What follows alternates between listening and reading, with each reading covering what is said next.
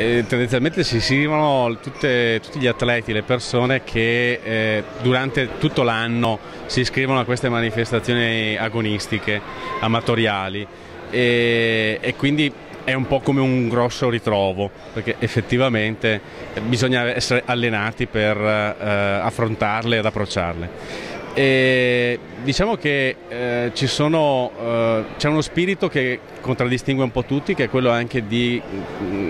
realizzare qualcosa di straordinario, un evento anche coinvolgente e soprattutto di squadra. Non è sempre così in tutte le altre gare che si svolgono nel corso dell'anno. Quindi l'organizzazione, lo sentiamo e lo sentiremo sempre anche da campioni, da ragazzi agonisti che fanno le gare a livello anche mondiale. L'organizzazione è molto importante in questa manifestazione ed effettivamente è un punto di vanto per l'associazione e anche l'organizzazione di squadra, quindi sapere di far parte di un team. Ovviamente pedalare per 24 ore significa questo, quindi insomma, ecco,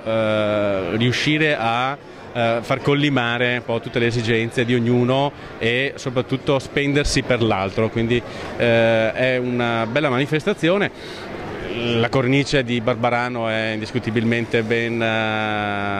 organizzata e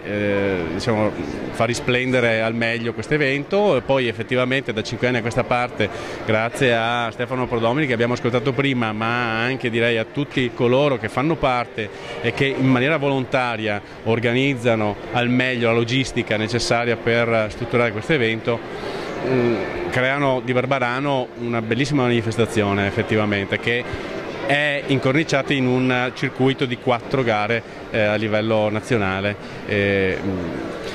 Spendo solo qualche parola ancora per l'XC Eliminator, perché ritengo sia una bellissima manifestazione di proprio anche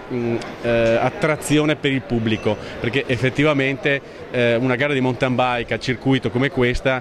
sappiamo essere un po' delicata per la visualizzazione da parte del pubblico. L'XC Eliminator invece proprio viene realizzata appositamente per offrire al pubblico, al grande pubblico, uno spettacolo. E si svolge nel centro, nel borgo vecchio di Barbarano, è molto compatta, è visibile a tutti e può essere vista proprio in tutti i suoi punti, e si svolge il venerdì sera, che è appunto prima della partenza della 24 ore, che è il sabato alle 12, insomma, ecco.